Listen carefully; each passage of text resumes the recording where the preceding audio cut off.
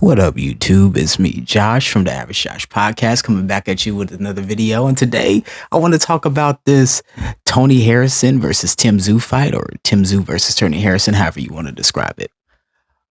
All right, so we got a good one today. We got the young, up and coming Tim Tszyu. Actually, I think he's about 28 years old, so he's not young, but he's a contender. You know, he's a up and coming contender who wants to get that shot with Charlo to become undisputed at 154. But what happened with that fight, everybody knows, is that Charlo ended up getting injured, so he didn't get that opportunity. So he decided to bet on himself and take a fight that a lot of people said that he shouldn't take, which is this fight with the 29-3-1 very dangerous fighter out of Detroit, Michigan, Tony Harrison. Now, Tony Harrison, he was previously a unified champion of 154. He did end up beating JERMELL Charlo and taking his belts.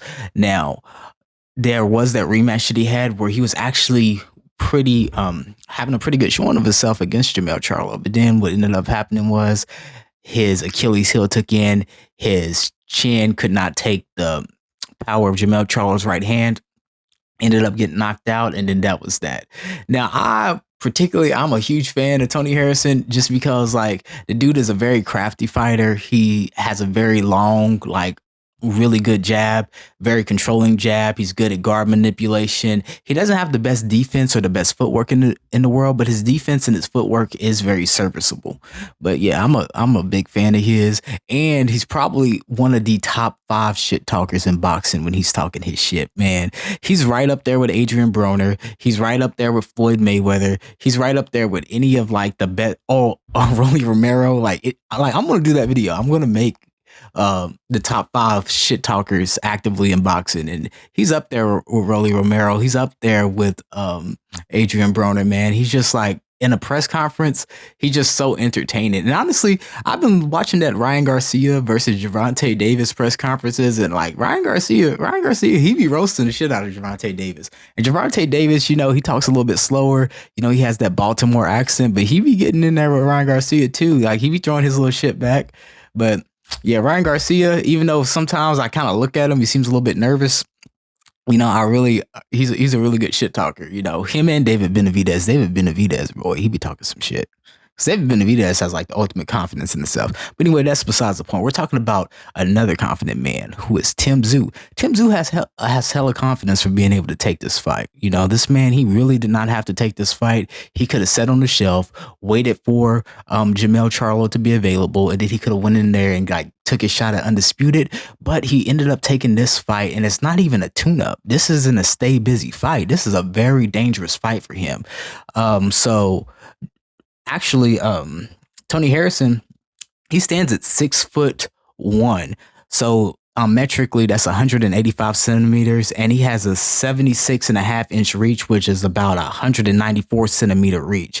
Versus, you know, Tim Tszyu, who stands at 5'8.5", which is 174 centimeters, and has a 72-inch wingspan or arm reach, which is 183 centimeters. So you're talking about a massive difference in arm reach. That's about almost 5 inches, you know, like 11 centimeters more in arm reach for Tony Harrison. And you're talking about a dude who doesn't have, like, the best footwork, but has very serviceable footwork and has an incredible jab when he's on. Also, the one thing that I have to say about, you know, Tim Tszyu as well is that to do this fight in Australia, to have all that pressure on you of this, like, very crafty veteran-like fighter coming in there, to not sitting on the shelf and just waiting around for an opportunity for undisputed, really going out there. And honestly, this is kind of like a big deal for him, because if he does not beat Tony Harrison, I can almost guarantee you he's not getting that shot with Charlo, because what's going to end up happening is Charlo and Tony Harrison have this history together where he had previously beat Charlo, and then in the second fight, there were some people that had Tony Harrison up on the scorecards before he ended up getting knocked out by Charlo. So there's a lot of people who are interested in seeing a Tony Harrison versus JERMELL Charlo fight, and if Tim Tszyu were to lose this fight today in his home country in front of everyone, You know, he's putting himself in a really, really dangerous position to not get that fight at all. So I'm seeing a lot of people who don't necessarily believe in Tszyu or think that he may be somewhat overrated. He's just like a really good domestic level fighter. But all of that is besides the point, because when it comes down to it, I admire this man for believing in himself. I admire this man for taking risks. I admire this man for doing things that a lot of boxers would not do. A lot of boxers are not taking risks when they have the opportunity for a big fight, or especially when they have the opportunity to be undisputed. They're not taking any like dangerous fights in between. So you gotta admire him for that, for believing in himself and putting on a great show. Now, when it comes to my prediction for this fight, if you watch the title to the video, because I always do that with the little clickbait, I always sit around there and I just put what I think, who's going to win the fight in the title of the video. I usually do it 3 days before the fight happens, 3 or 4 days or a week before, but I've been busy, so I couldn't really do it how I wanted to do it. You know what I'm saying? So it's the day of. Like right now, it's about 3 p.m. The fight is in about 7 hours. The fight takes place at about 10 p.m. my time. All right, but as far as my prediction on the fight, even though I admire Tszyu for coming in there and doing, see, this is why I be struggling. You know what I'm saying? That's why I be struggling. I can't even keep keep the camera up there. Hold on, let me fix this a little bit.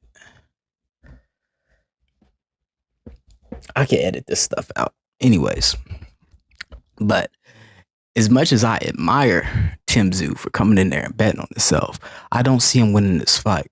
I think that Tony Harrison's combination of being extremely crafty with that jab, being extremely good at landing that right cross, having not like freaking Devin Haney or Shakur Stevenson level footwork, but having very serviceable, very, very good footwork. I think that's what's going to end up winning the fight for Tony Harrison.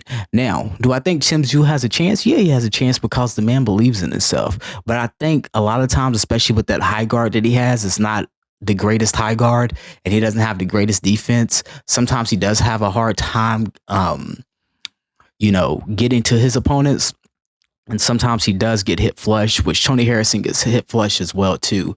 But I think that's going to be the difference in the fight. I think in the beginning of the fight, Tony Harrison's going to start establishing that good jab.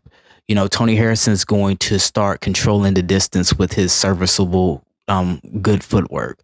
I think that Tszyu being in the atmosphere, having all this pressure on him to succeed, it's going to be a lot for him, especially for someone who hasn't fought at this level yet. I mean, I think he fought Jeff Horn, but it was an older Jeff Horn. But I think he's going to have trouble. I think this is kind of like a stylistic mismatch for someone like Tszyu. I believe that the Charlo fight would be much more interesting for him, even though I think Charlo is a more complete fighter than he is, because just like Charlo, it did take Charlo some time. It took Charlo some setbacks for him to develop better. You saw that he was a better fighter in that second fight with Tony Harrison than he was in that first fight. Even though in the second fight, he still showed a lot of the same flaws. He did manage to close the distance. He did manage to clip Tony Harrison. He did manage to get him out of there in the 11th round, which is something that's like, that's no easy task, even though Tony Harrison's biggest Achilles heel is his chin. But with Tszyu, and also Tony Harrison, he's not a soft puncher. Like I wouldn't say he's the hardest puncher in the world, but the man's like what? He has 29 wins and 21 knockouts. Like he's a pretty hard puncher. He has that type of punching power that definitely makes you respect him. That definitely makes you hesitant to just go in on him. And he's perfectly able and willing to exchange with you on the inside and the mid range, even to his own detriment, because there were certain times in that Charlo fight where I was like, I don't think you should be on the inside like that or in the mid range, because that's Charlo's bread and butter. But when he was being aggressive, he was actually having a lot of success fighting Charlo. But yeah, that's just kind of how I see the fight going down. I think that it'll look similar to the George Kambosos versus Devin Haney fight, not nearly as one sided as that fight, but I think it's gonna look similar to that, where it's going to be the jab to the head, the jab to the body, the changing levels with the jab, the hesitation that having a really good sharp jab causes you to have when you're in there with someone who's crafty like that. I think that's going to be the difference maker, and I haven't seen anything in um, Tim Tszyu's repertoire that would basically make me think that he's gonna, like, really win this fight. Now I could be wrong, because like I said, I've been wrong before. I honestly, like, I think the last time I was wrong was with the it's actually my most watched video. I just went out the window and I was all like, Luis Ortiz is gonna beat Andy Ruiz. But then when Luis Ortiz got in there with Andy Ruiz, the man had no punch resistance. He was just falling all over the place. So yeah, I definitely got that wrong. But I think a younger Luis Ortiz with more punch resistance, who can, like, not go down every time he touches his head, and actually have freaking legs and could move around the ring a little bit more. I think that Luis Ortiz could beat Andy Ruiz. But I was wrong about that. So I could very well be wrong about this. I don't know what condition, Tony Harrison is in, because I can take a look here at Tony Harrison's last fights. I remember when he did get that split decision draw to Brian Pereira, and then there's that Sergio Garcia unanimous decision, and then now he's fighting Tim Tszyu. But I think a lot of, even with the fight with Jermell Charlo, I think, other than just him not having the greatest chin, sometimes he's just not the most focused fighter. I remember when he did lose to Brian Pereira, it was just, or however you pronounce his name. I'm sorry, I'm from Kentucky. I got a little bit of country accent, so I can't always pronounce these guys' names. But when he did have that split decision draw with him, it was coming off of that loss to Charlo, and then he also had his father pass away. So when he's not focused on a fight, he does not really fight to the expectations that we normally have for him, which can be very detrimental in the ring, because when you go in the ring, you got to be 100% focused. I even remember in that Charlo fight, he was talking a lot of shit. He was trying to get in Charlo's head. Charlo was laser focused on his ass, bro. And he was just doing the most. And then there were times where he was just making small little defensive mistakes, and it's like, you don't need to be making these mistakes, It seems like he just got a little bit ahead of himself. But, he's been working with, I'd probably say, who's my boxing crush. You know what I'm saying? I'm married, but I got a boxing crush. Just like my celebrity crush is Rihanna, my boxing crush is Clarissa Shields and Alicia Baumgartner. But he's been working with Alicia Baumgartner a lot, and he's helped her to win championships, and he's been in the gym. So it's not just like he's only been in training camp. He's also been, like, really immersing himself in the sport of boxing, helping her with her career and training her. So honestly, he seems very focused to me. He seems like he's in a good headspace now. He seems very focused. Even in the press conference, he said a focused Tony Harrison is a dangerous Tony Harrison. So he's coming in there. So he's very much learned, just like Charlo. He's very much learned from his mistakes. But if I was Australian, which I'm not, you know what I'm saying? I don't think that I would, even though I got the 76. Oh yeah, I got the 76ers hoodie, yo. You know what I'm saying? Because, like, Ben Simmons, he's from Australia, so.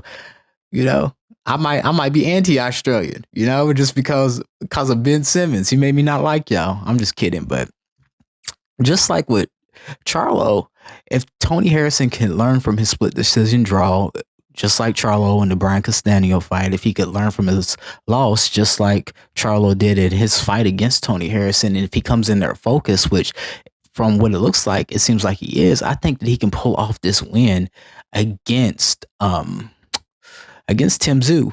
Now, Tim Tszyu does have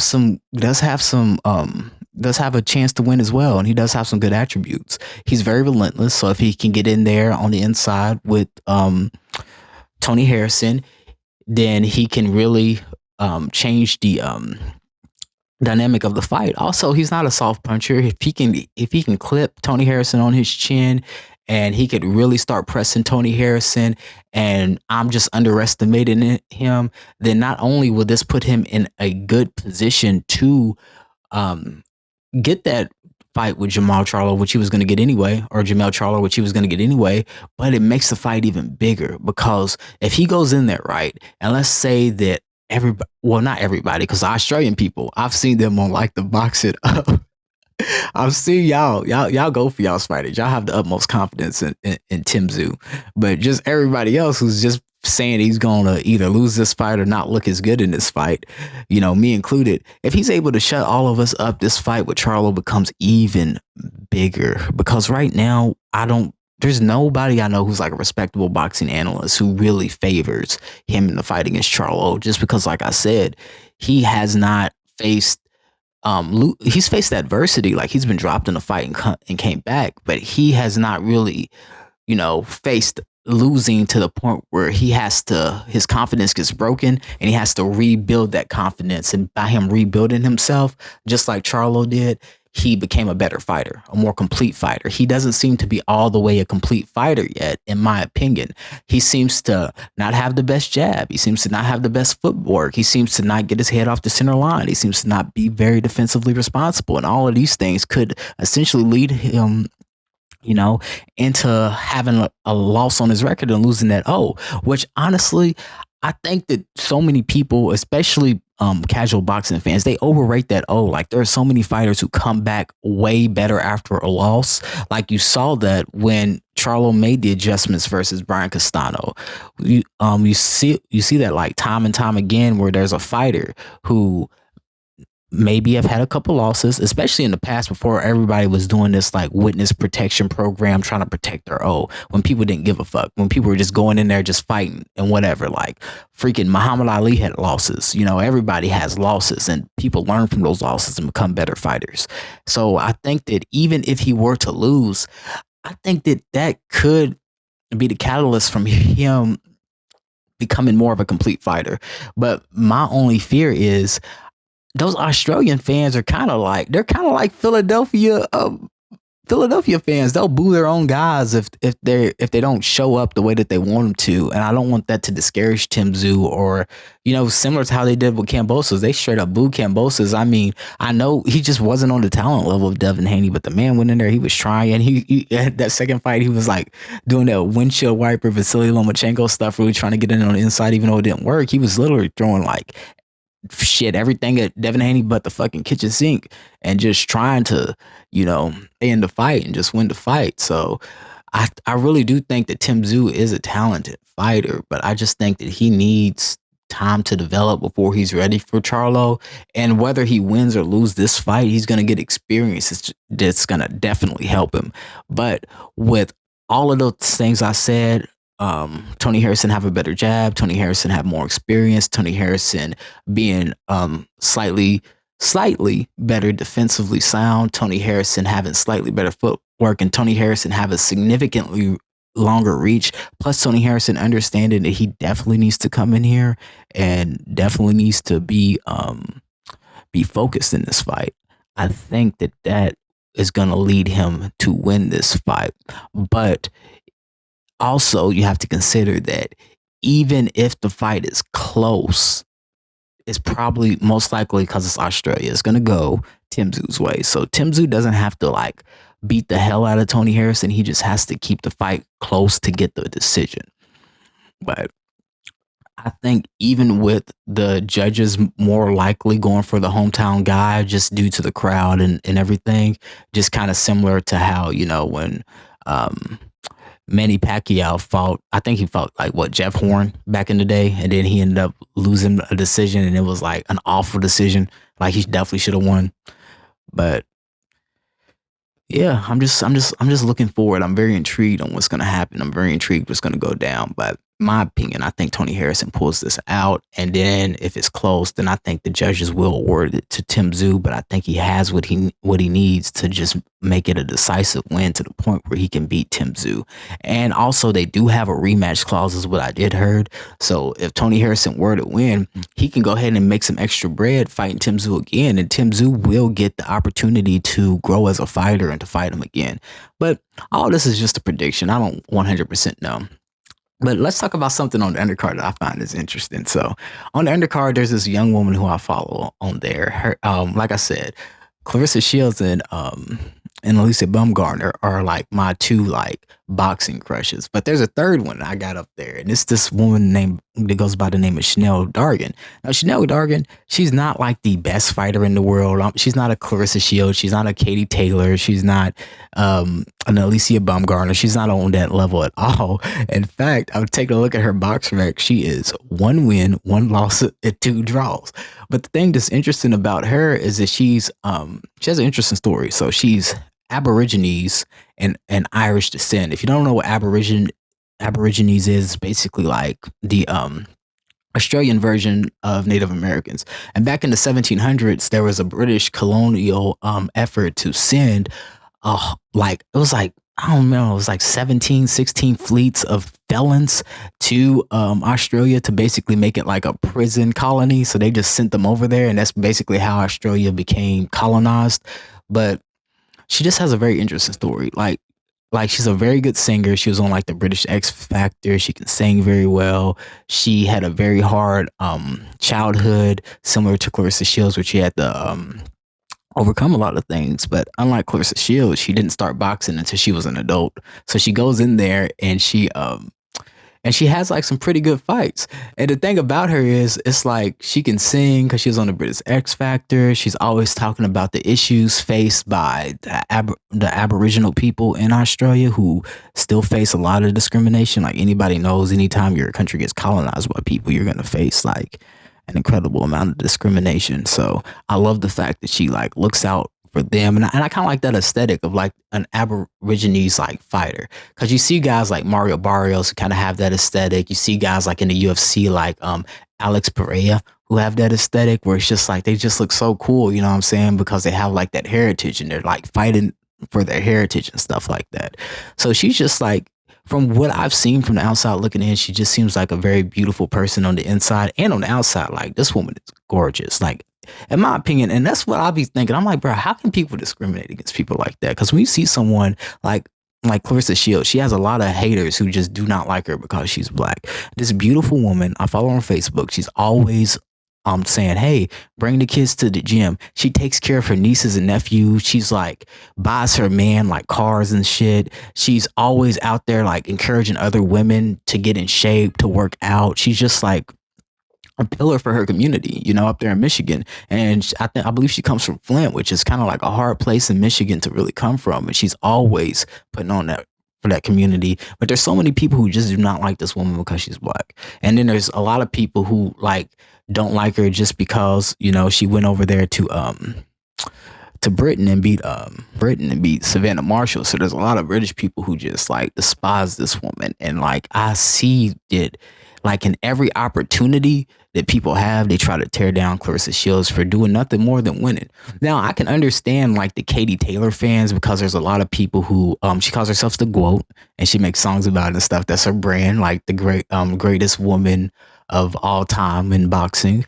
And a lot of people are saying like, no, that's not you. That's Katie Taylor. That's Cecilia Brækhus. That's, you know, Layla Ali. That's whoever your favorite female fighter is. So I understand why the Katie Taylor fans or even the Savannah Marshall fans don't like her, but there are American fans who do not want to root for this woman at all, just because of like where she comes from and her skin color, which I think is completely wrong.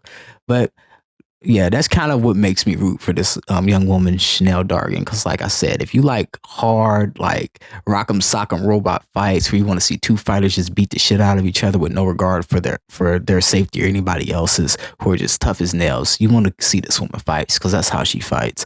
And she also is always trying to help children. She's always trying to help the people around her. She was a caseworker for a long time. She can sing. And in my opinion, she's drop dead gorgeous.